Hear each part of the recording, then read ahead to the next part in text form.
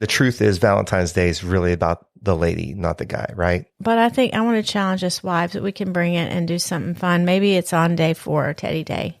Oh, there you go. That's right. That's right. So if we just accomplish that of all the 7, I'm pretty confident. And we're not talking about Build-A-Bear.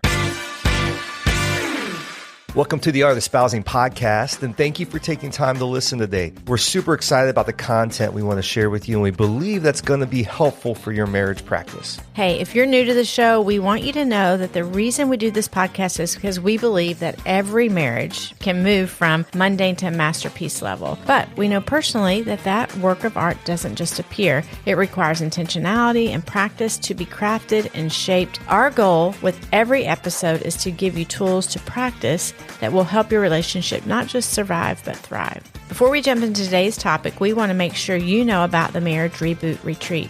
This is a 2-day intensive with James and I where we focus on defining the purpose and vision for your marriage. If you want a greater connection with your spouse, if you are tired of feeling stuck in the same old, if you desire to feel the thrill of fun and discovery again, like you did when you first met, we can help. We support couples to reconnect, recharge, and re-engage to pursue their life purpose together. The Marriage Reboot Retreat by Married for a Purpose is a private, intensive experience for you and your spouse, working exclusively with Lisa and I for 2 consecutive full days. At the end of the 2 days, you will walk away with a unified purpose for your marriage and a holistic vision for your marriage and family, supported with a real action plan. If you would like to find out more information about the Marriage Reboot Retreat, you can set up a discovery call with James and I, and we will tell you more about it. You can schedule that call with us with a link in the show notes, or go online at artofspousing.com/coaching. This episode is the first episode of the month of February, also known as the month of love. Come on. Mostly because of Valentine's Day. But Lisa, did you know that Valentine's Day is really Valentine's week, with each day offering an opportunity for love? Very cool. Isn't that fun? Did you know that? No, I didn't know. So there's 12 days of Christmas, and now I know that there's 7 days of Valentine's. This is going to put a lot of pressure on some guys listening. I know. So the first day, which is February 7th, is Rose Day. That makes sense that you give your spouse roses. Probably, guys, you're probably giving your wife roses. The second day, February 8th, is Propose Day. So if there happens to be anybody listening that's, not married and you have the significant other, maybe that's the day that you pop the question, right? Yep. The third day is Chocolate Day, which I think is good for everybody. And by the way, I like milk chocolate. Right. And then the fourth day is Teddy Day. And I'm not sure if that's about teddy bears or lingerie. You can go either direction. You can do it. I kind of like the... Whatever, but yes, let's move on. The fifth day. The fifth day is Promise Day. So I think you make promises to each other. The sixth day is Hug Day, which hug it out, Love it. And then the seventh day gets a little bit more intimate, Kiss Day. And then finally, February 14th is Valentine's Day. So there you go, Valentine's week. Awesome. I love it. I do feel like a lot of those things are designed for guys to do for us ladies. I mean, the truth is Valentine's Day is really about the lady, not the guy, right? But I think I want to challenge us wives that we can bring it and do something fun. Maybe it's on day 4, Teddy Day. Oh, there you go. That's right. That's right. So if we just accomplish that of all the 7, I'm pretty confident. And we're not talking about Build-A-Bear. No. We have a friend who thinks Valentine's Day is like high holy day. That's right. She does. She does. And you know who you are, Julie Mullins. I can't believe you said her name. Maybe you shouldn't say her name. But literally, it's almost as big as Christmas to her. It's very important. So, James, maybe you need to let her husband know that he's aware of these 7, because he could be taking it to the next level. So, why not? I mean, it's a great time to go all out and express your love to your spouse, right? That's right. I find it fascinating to learn about how holidays started. It's interesting in Valentine's Day. I didn't know if you know this, Lisa, but it goes all the way back to around 270 AD. I did know this, James. I had this data in my head. Did you? Mm-hmm. Yeah. Okay. So the Roman Emperor Claudius II decided that single men made better soldiers than those with wives and families, which I could see that. Yeah, makes sense. So he actually outlawed marriage for young men, which would totally stink. Saint Valentine of Rome, realizing the injustice of the decree, he defied Claudius and continued to actually perform these clandestine marriages in secret for young lovers. And when Valentine's actions were discovered, Claudius actually ordered that he be put to death. Saint Valentine is said to have cut hearts from parchment, giving them to those soldiers and persecuted Christians, which is possibly the origin of the widespread use of hearts on St. Valentine's Day. Did he die? That's all I want to know.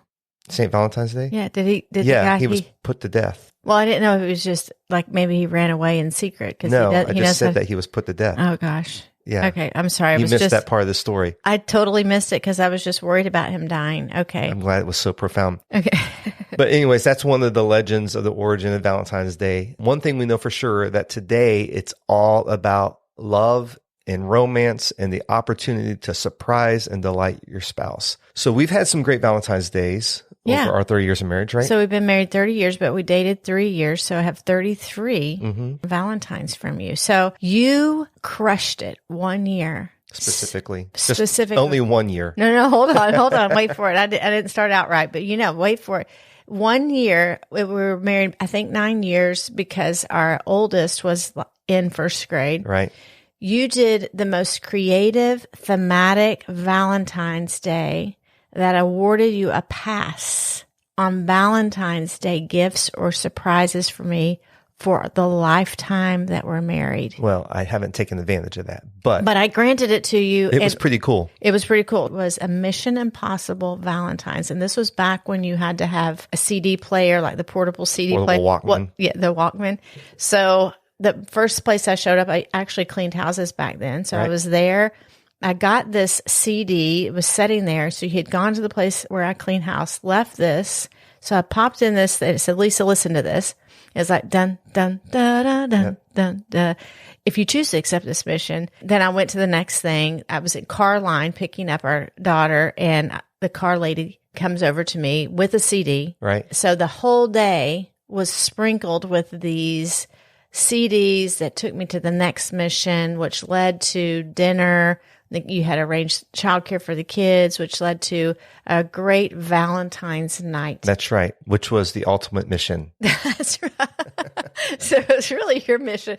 Anyway, but I was like, this was so creative. It took a lot of energy and effort. And so I was so blown away by it that you would be so thoughtful that I truly did give you a pass. And you haven't taken your pass, but it's still granted to you. So you don't have to do 7 days. And I think Mission Possible 15 is coming out now. So it's still relevant if somebody wants to take up that ability. But yeah, Valentine's Day is really great. And it's awesome to go all out from time to time to express love to one another and fan that romantic flame. But today we want to talk about how to show an extraordinary love to one another, not just Valentine's Day or Valentine's week, but consistently every day of your married life. So what we want to do is we want to take a look at a really familiar Bible passage and unpack some truths, some practices, if you will, that we see in this passage. Even if you don't read the Bible or know the Bible, I'm sure that you're familiar with this passage. It's 1 Corinthians chapter 13. It's like the most famous wedding scripture. So if you've been to any weddings, you've probably heard this passage read by the pastor or somebody at that wedding. We use this passage of scripture in our wedding, and it really does frame what our love looks like. The truth is, the standard that Apostle Paul lays out in 1 Corinthians 13 describes a perfect love. It's the way God loves us. So we really will never be able to perfectly demonstrate this kind of love in our humanness. And so we're not suggesting that because we don't want anyone beating themselves up over this. We do believe it gives concrete ways to practice loving each other. So loving at a new level. Talking about practices, it might be good to review what we think about practices. And if you go back all the way to our very first episode, we talked about the idea that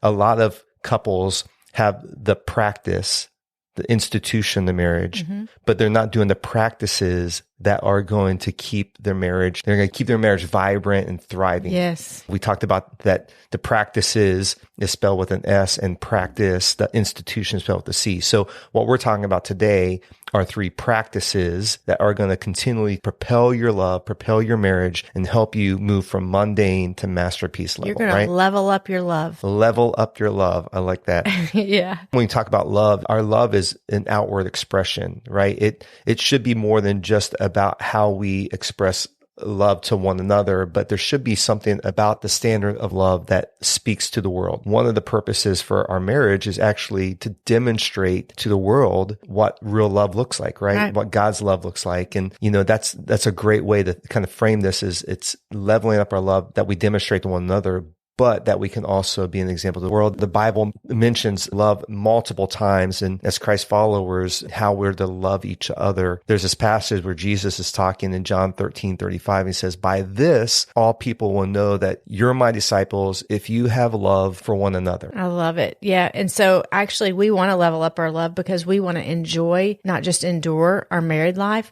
but we do know it's not all about us, that there are other people watching that see it. So we know the way we love each other should be different than the way the world loves each other in relationships. But specifically, we're talking about our marriage relationship. I know our love for each other has actually been a model for other people. And I love that. People have come to me and said, I see when you walk in the room, James always stands and comes over and greets you. I see, because we do work together, so there's opportunities for people to see how we show respect and love for one another, is that you respect him when you disagree on maybe a strategy or an event or a circumstance. So we're able to model love for other people and how to do it. The truth is, we've only been able to do that, one, because of Christ in us, but two, because we've had people ahead of us who've been modeling that we've gone, I like that. I'm going to do that. I like that. I'm going to do that. So it's not a perfect love, but it's hopefully inspiring. That's awesome. So let me read these verses and then we can add some commentary around them and unpack these practices. Sounds great.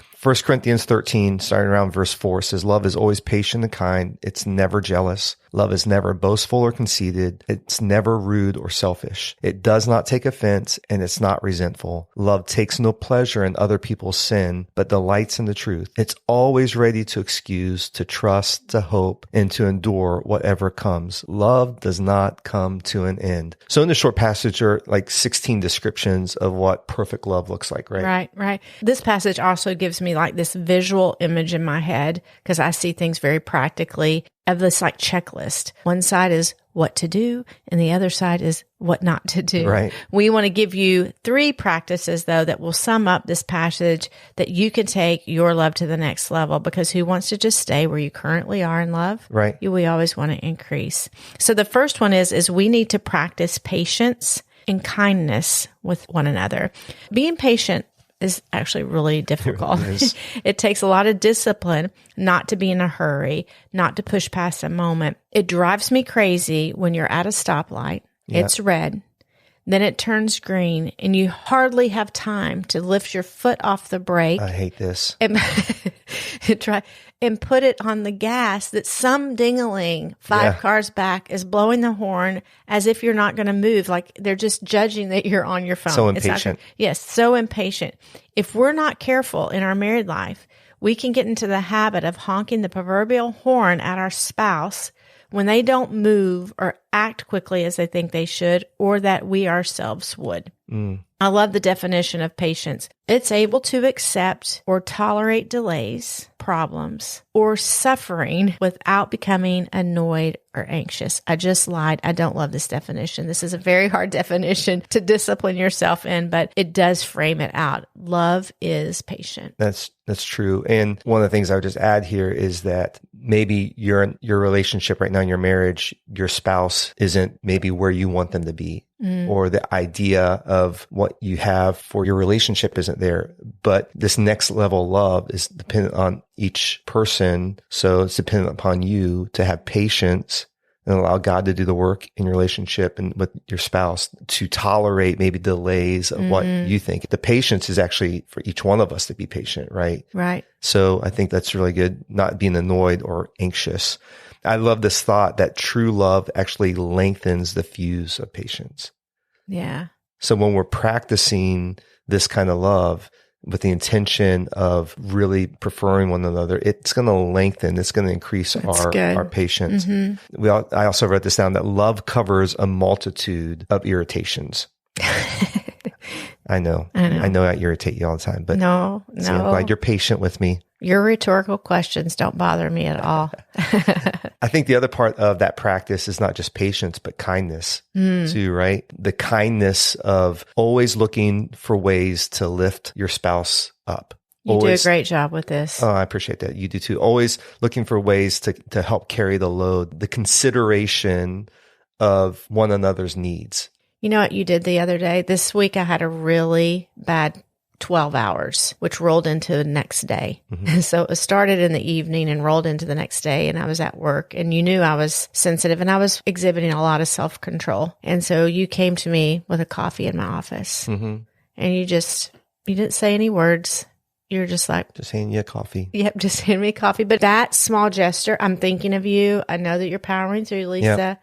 You got this. I've got you. It was truly an act of kindness. Well, and when we're talking about these practices, patience and kindness seem like kind of like common sense, obviously.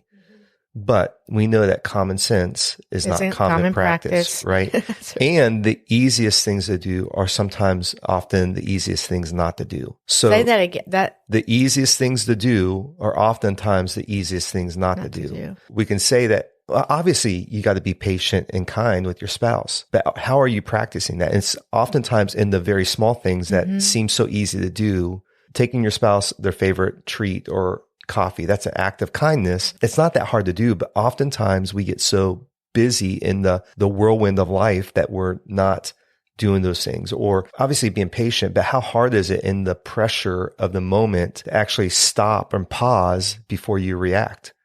Right? It's a great lesson. I think also in this kindness thing, there's an opportunity to really lean into love languages. I know that acts of service is your love language. So for me to serve you a cup of coffee is actually speaking a love language to you. And so I think those things are really important in preferring one another and how we practice this love of patience and kindness with one another. It's true. So the second practice is the practice of forgiveness. It says that love is always forgiving. It's not offendable. It doesn't hold regrets. It doesn't hold on to a list of wrongs. But this one's hard because it's so easy to be offended by each other. And at least really even after 30 years of marriage, the smallest things can cause one of us to feel offended sometimes. Right. And that's why we are such big proponents of dealing with small offenses quickly so they don't build up and cause us to actually live offended with one another, right? Right. And I know there's a range in a married relationship that you're working through forgiveness for. So I certainly wouldn't want to simplify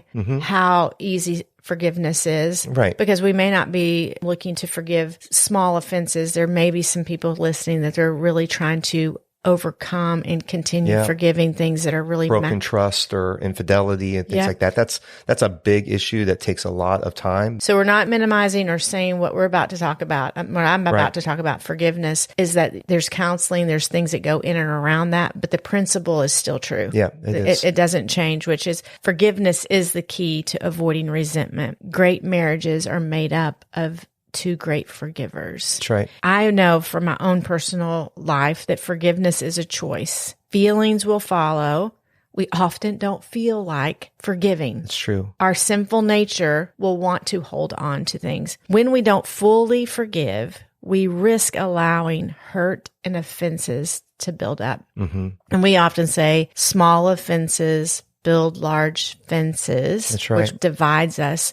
So true forgiveness allows for grace and growth. James, I shared in a previous episode something I'm currently learning and applying new practices around, which for us for 30 years, it does let you know that we're both still growing. Right. We have not arrived. And if we think we have at any point in your marriage, that's when things are going to start getting a little sideways. But anyway, when I'm overwhelmed in kindness, you actually are very kind. You are always looking for ways to help. But sometimes when I'm overwhelmed, your help is not received very well. I can't explain it. It's probably some family of origin issue. I have no idea, personality issue, but I'm just not that kind. So I have asked for forgiveness. There was a moment that happened. I know exactly. We were on military trail. We were in your truck. Right. I know it happened. And I knew that it was wrong that I was talking to you that way. I didn't make excuses. I just said, James, will you please forgive me for talking to you that way? To which you said, absolutely. Right. And I said, I will get a strategy to not do this kind of response anymore. But the truth is I'm still on a learning curve. I'm sorry. I'm sorry. My natural tendency under stress requires me to access self-control. So I do have some stop points in my moments, but I do tend to get overwhelmed easily. And so I have blown it a time or two since I asked for forgiveness in that moment. Right. But you still choose to forgive that initial offense. Right. And ongoing forgiveness. It's interesting. I was just actually reading in the book of Matthew today about where Peter asked Jesus about forgiveness. And Jesus replied, you just don't forgive once. You actually forgive 70 times, 7 times. And I wonder if that's because we do have tendencies that sometimes are hard to overcome. Like you're working on some tendencies and trying to be intentional about those things.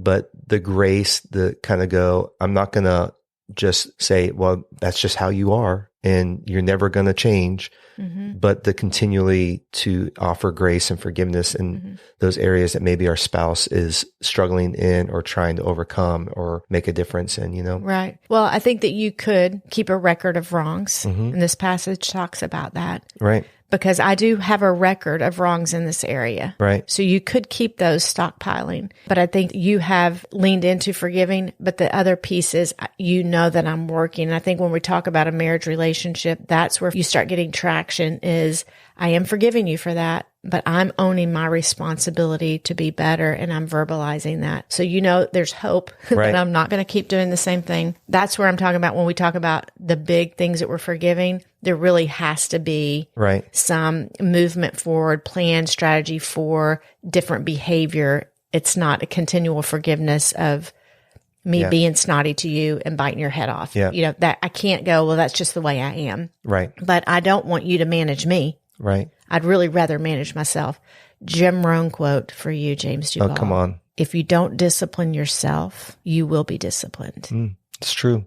And I don't want to be disciplined by life circumstances. I'd really rather discipline myself and lead myself in a way that I'm a mature 51-year-old woman. That does something to me when you mention the Jim Rohn quote. I don't know. It's interesting. We've talked about the first 2 practices, and the first practice is practicing patience and kindness. And that's the everyday interaction with one another. The second practice is practicing forgiveness, which happens oftentimes when we blow the everyday interaction together, right? Right. And then the third practice is practicing building endurance, which has to do with the future, right? It's as we are practicing kindness and patience, as we're continually forgiving one another, we actually are building endurance. And that practice is going to allow us to endure through the end. We want our marriage, we want our love to be a love that will fight to the end, always looking for the best in each other and refusing to quit. Right. I love it. In a future episode, we're going to have Pastor Don and Joy Bray on. They've been married 58 years. Right. They've never quit. Right. They're never quitting on growing, and it's going to be vibrant. You're not going to want to miss that episode. Right. But you know what? It makes me think about building endurance and practicing building endurance. This is my moment to shine, James Duval. I joined the Nike Run Club. Coach Bennett is my coach. He's like thousands of people's coach. He's probably some AI identity that. But I've run a half marathon, but it's been a long time since I've run. So I'm back to the beginner level. Okay. But he's building endurance with me. Right. So I'm running intervals of a 5K pace, a recovery pace, a 10K pace, a mile pace. All of those paces are different. They're different practices that are building this endurance that I'm going to be able to run longer and stronger and faster. If I weren't practicing those things, then I wouldn't be able to build the endurance to be able to run 3 miles at a time. The interesting thing is this morning I was reading God's word, and I'm like, it's better for me to sit here and be with the Lord than get up and run. Really, Lord, isn't that what you want me to do, is to be with you? It sounds like a good excuse. That's the best excuse ever. But I got up and I made the choice to run because I'm choosing to practice even when it gets tough because I don't want to quit. And you're building endurance. I am. The way we practice building endurance in our relationship, in our love relationship, is through building trust and hope. That passage said that love always trusts, always hopes, and then it endures, right? Trust comes when we mutually prove ourselves to be reliable, truthful, and able to be depended upon. The question is, can our spouse actually trust us? Can they rely on us? Can they depend upon us? The consistency of your character strengthens the trust that your spouse has in your love and in your marriage. And then hope is knowing that you're heading toward the same destination with a plan to get there and the commitment to live it out together. I love that. If you go back a couple episodes ago, we talked about the hope equation, that it's the goal, it's a plan, and it's willpower. And as we do that together, our love is going to go to another level. We were looking at the Urban Dictionary on hope, and it said that hope's the kind of belief or fortitude we will never give up, and we will fight for each other no matter how long it takes. I love it. So actually, hope and trust are like the intervals to my long run. That's good. I'm building endurance. And when you really look at hope and trust, those can feel very squishy. Like, how do we do it? I challenge listeners to figure out what is a way you can level up your love and being a trustworthy person, trustworthy spouse, and where can you add hope in your life? Yeah. I love it. So there you go. Some thoughts around an extraordinary love that goes beyond Valentine's Day. We would love to hear your thoughts and answer your questions about what we've shared today. You can email us at hello@artofspousing or direct message us on Instagram at Art of Spousing. Thanks again for listening. If you found this episode helpful, please let your friends know by sharing it with them. We're so excited to see the growth of the podcast, and we know it's only because you are sharing it with your friends and family. You can also help other people find the podcast by rating the podcast and leaving us a review. Next week, we have a couple of new friends with us, Howard and Danielle Taylor from Marriage on Deck.